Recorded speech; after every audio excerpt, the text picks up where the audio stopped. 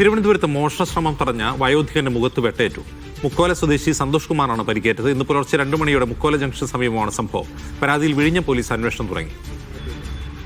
P Safwan ചേരുന്നു വിവരങ്ങളുമായി. സഫ്വാൻ, ഇതെന്താണ് സംഭവം? അജിംഷ, ഇന്ന് പുലർച്ചെ 2 മണിയോടെ വിഴിഞ്ഞ മുക്കോല ജംഗ്ഷന് സമീപമാണ് ഇങ്ങനൊരു സംഭവം ഉണ്ടാവുന്നത്.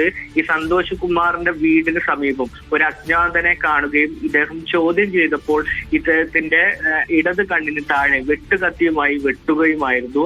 ആദ്യഘട്ടത്തിൽ ഇത്തരത്തിൽ ചോദിക്കുകയും സംഘടനം ഉണ്ടാവുകയും ചെയ്യുന്ന സന്ദർഭത്തിൽ ഈ സന്തോഷ് കുമാർ ഈ അജ്ഞാതന്റെ ഫോൺ പിടിച്ചു വാങ്ങി സാധനങ്ങൾ പിടിച്ചു വാങ്ങുകയാണ് ചെയ്തത്.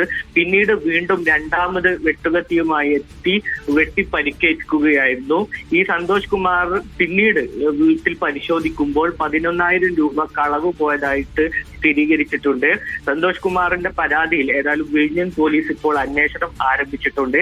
2 ആഴ്ച മുമ്പ് സമാനമായി ഈ വീട്ടിൽ ഒരു മോഷണം നടന്നതായും അന്ന് മൊബൈൽ ഫോൺ അടക്കം ഇയാളുടെ സന്തോഷ് കുമാറിന്റെ മൊബൈൽ ഫോൺ അടക്കം മോഷണം പോയത് ഉള്ളൊരു പരാതി വിഴിഞ്ഞം പോലീസിലുണ്ട്. അതിന് പിന്നാലെയാണ് ഇന്നലെ പുലർച്ചെ ഇങ്ങനെ ഒരു സംഭവം ഉണ്ടാവുകയും ഇദ്ദേഹത്തിന്റെ മുഖത്തിന് കണ്ണിന് താഴെ ഇത്തരത്തിൽ ഒരു അജ്ഞാതന്റെ വെട്ടേൽക്കുകയും ചെയ്യുന്നത്. വിഴിഞ്ഞം പോലീസ് ഏതായാലും കേസിൽ നടപടികൾ ആരംഭിച്ചിട്ടുണ്ട്. അജിത്.